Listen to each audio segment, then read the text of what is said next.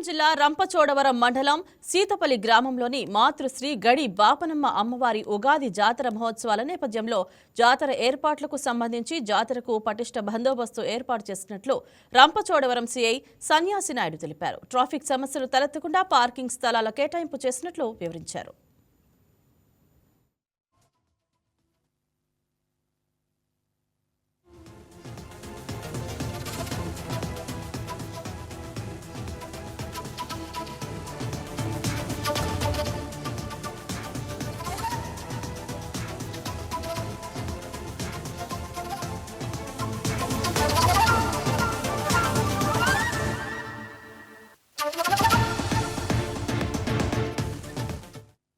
రంపచోడవరం మండలం సీతపల్లి గ్రామంలో జరుగు గడిబాపనమ్మ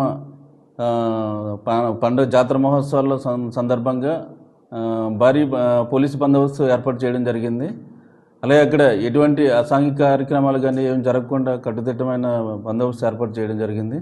అలాగే భక్తులందరూ కూడా అమ్మవారిని ఫ్రీగా దర్శించుకోవడం కోసం అక్కడ పోలీసు బందోబస్తు క్యూ లైన్స్ అయితే ఏర్పాటు చేయడం జరిగింది. అలాగే భక్తులందరూ కూడా ప్రశాంత వాతావరణంలో అమ్మవారిని దర్శించుకొని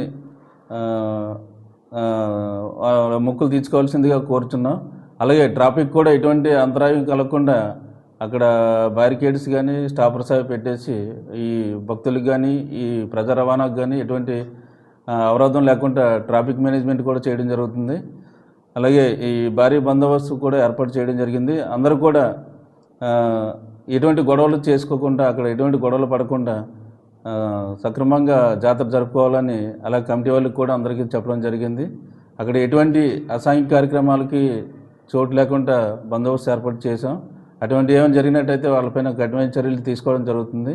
కాబట్టి అందరూ కూడా సంతోషంగా ఈ జాతర జరుపుకోవాలని కోరుకుంటున్నాం. Please subscribe to YK TV Network. Please subscribe to YK TV. Please watch YK News. Don't forget to subscribe YK News channel.